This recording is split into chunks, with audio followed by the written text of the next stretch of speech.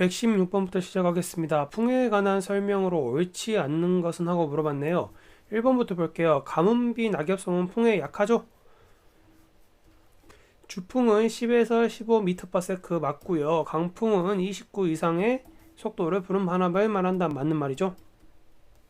주풍의 피해로 침엽수는 주로 상방 편심 맞는 말입니다. 왜냐? 압축 이상제 같이 알고 계셔야 되고요. 침엽수는 하방 편심을 하게 된다. 이것도 역시 맞는 표현이죠. 자, 방풍림의 효과는 주풍의 방향에 직각으로 배치하기보다는 비스듬히 배치하는 것이 좋다라고 했는데,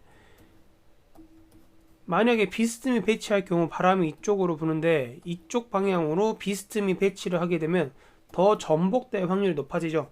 이럴 때는 살짝 앞으로 밀어주거나 아니면 직각으로 세워주시는 게 좋습니다. 그렇기 때문에 답은 4번이 되겠습니다. 유령목에서 나타나는 강풍의 피해는 수관이나 부러지는 피해보다 망곡이나 도복의 피해 피해가 맞다.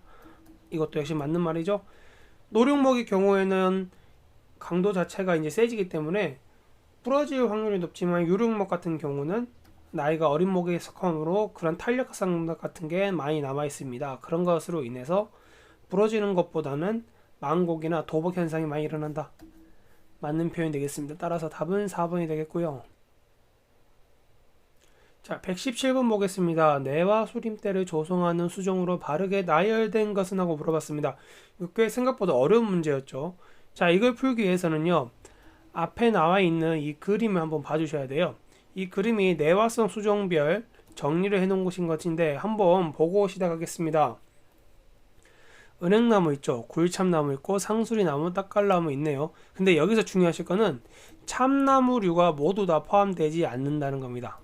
굴참나무랑 상수리나무, 떡갈나무는 맞죠? 그러나 모든 류의 참나무류가 그렇다는 것은 아니라는 말씀을 꼭 드리고 싶어요. 그렇기 때문에 5번 같은 경우 이깔나무, 참나무류, 아까시나무 있는데 아까시나무류는 이게 내화성 수종이 맞습니다.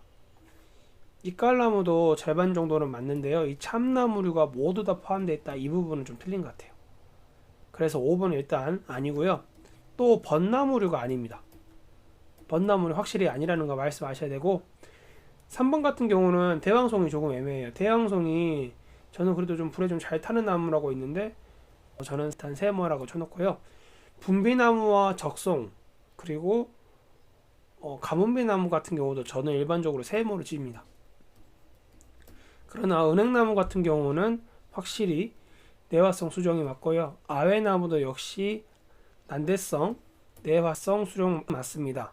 동백나무도 맞고요. 후피 향나무 맞고 고로쇠나무 좀 더 추가적으로 아셔야 될 게 음나무, 고로쇠나무, 피나무 같은 경우도 내화성 수종이 구실잡밥나무는 아닙니다. 구실잡밥나무는 생각보다 좀 잘 타는 나무예요. 그렇기 때문에 4번은 아니고요. 벚나무 들어가 있으니까 1, 2번도 아니고요. 가장 크게 헷갈리실 게 3번하고 5번이실 텐데 이 참나무류가 모두 다 참나무류가 되는 게 아니고요. 굴참나무, 상수리나무, 떡갈나무 이 세 종류 이 세 종류만 내화성 수종이라는 거 알고 가시면 좋을 것 같습니다. 그래서 답은 3번이 될게요. 118번입니다. 수분이 과하다 할 때 수목에 나타나는 현상으로 옳지 않는 것은 물어봤습니다. 대표적으로 주목이 있겠죠. 주목 볼게요. 과습 토양에서 저항성 주목이 낮은 편이며 낙후성은 높은 편이다. 맞는 말입니다. 주목 같은 경우 고산 수종이에요.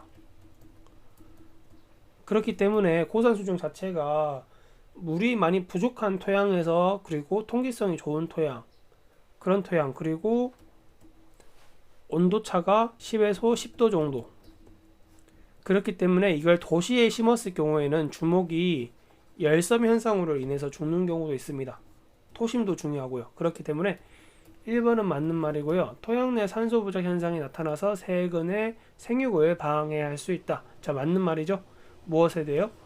과하다 할 때 토양 가습의 초기 현상은 엽병이 누렇게 변하면 이거 맞는 겁니다. 아래로 처지는 현상이 나타난다. 맞는 말이죠. 옆병이 누렇게 변하면서 아래로 처진다. 이거 알고 가셔야 되고요. 지상부에 나타나는 후기 현상은 서 위로 고사되면서 수간이 축소된다고 하는데 위에서부터 아래로 축소가 됩니다. 그리고 밖에 있는 면부터 만약에 주먹이 이렇게 있으면요, 이 밖에 쪽에 있는 부분은 또 고사하고요, 안쪽으로 고사하게 됩니다. 그러면서 노랗게 변하게 되죠. 어쩔 때요? 수분이 과다할 때. 일반적으로 주먹 같은 경우는 수분 부족보다는 수분 과다 현상에 의해서 많이 나타납니다. 특히 황토같이 토양이 좀 빨간 흙 같은 경우, 점토질이 많이 가지고 있는 토양 같은 경우는요, 배수가 잘 안 되기 때문에 이런 현상이 좀 많이 나타나요.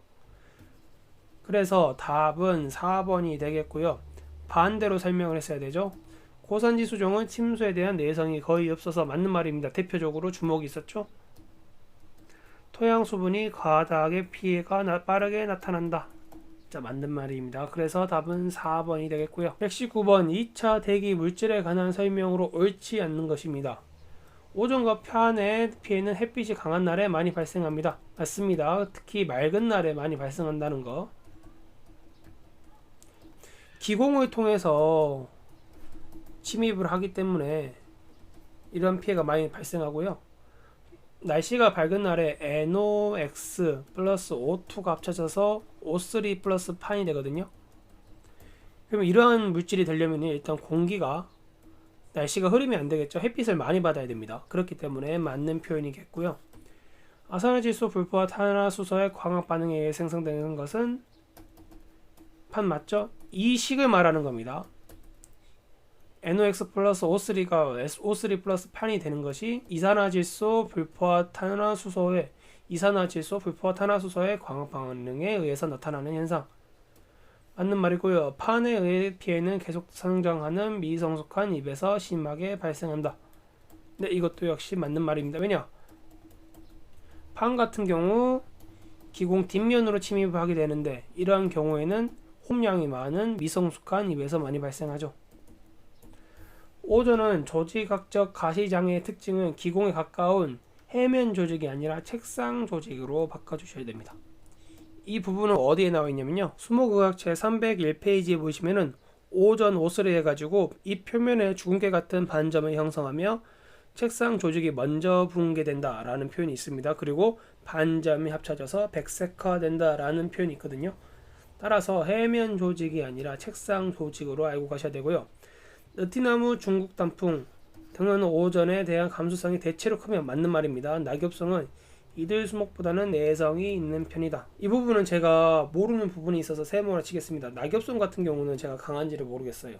또 중국 단풍도 잘 모르겠습니다. 그러나 느티나무 같은 경우는요,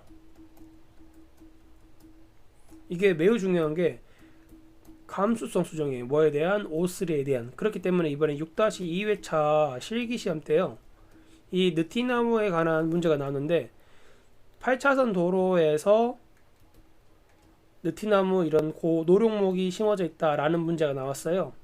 그 부분 때 이 감수성 수정이라는 부분을 써주셨다면은 플러스 점수가 됐었을 겁니다. 이번 6-2회차에 보면은 실기시험 자체가 꽤 많이 좀 어려운 편이었거든요. 특히 논술 부분이 좀 점수를 많이 짜게 해준 것 같더라고요. 이러한 세세한 항목까지 알고 가시는 게 좋을 것 같습니다. 따라서 답은 4번이 되겠고요. 강산성 토양에 결핍되기 시금 무기 양분으로 짝지어진 것은 하고 물어봤네요. 이 부분을 풀려면요, 이 그림을 모두 다 알고 가셔야겠죠. 볼게요. 강산성 토양에 결핍되기 쉬운 무기무 양분 4.5, 5.5 이 부위에서 나타나는 현상입니다. 뭐가 있을까요? 먼저 질소가 있네요. 가리도 그렇고요. 칼슘 그러네요. 인산도 역시 그렇습니다. 마그네슘, 유황 S 되겠고요. 구리도 좀 그러긴 하는데 일단 내버려 두고요. 붕소도 약간 애매하니까 내버려 두겠습니다. 구리와 붕소는 세모라 치고 그럼 보겠습니다. 인 맞죠? 근데 망간은 어때요? 망간 같은 경우는 강산성 토양에서 흡수가 빠른 거고요. 칼슘 맞고 인 맞습니다. 따라서 답은 2번이고요. 칼슘 맞고 망간 같은 경우는 제가 말씀드렸죠? 아니라고. 마그네슘은 어때요? 마그네슘은 아니죠. 마그네슘은 강산성 토양에서 결핍되기 쉽죠. 그렇게 맞지만은 FeP, 철 같은 경우는 강산성 토양에서 흡수되기 쉬운 물질이기 때문에 아니게 되겠습니다. 마그네슘과 아연 아니죠. 강산성 토양에서 결핍되기 쉬운 물질이 맞습니다. 그래서 마그네슘 맞고요, 칼슘 맞고요, 인 맞고요. 그러면은 답은 2번이 되겠네요.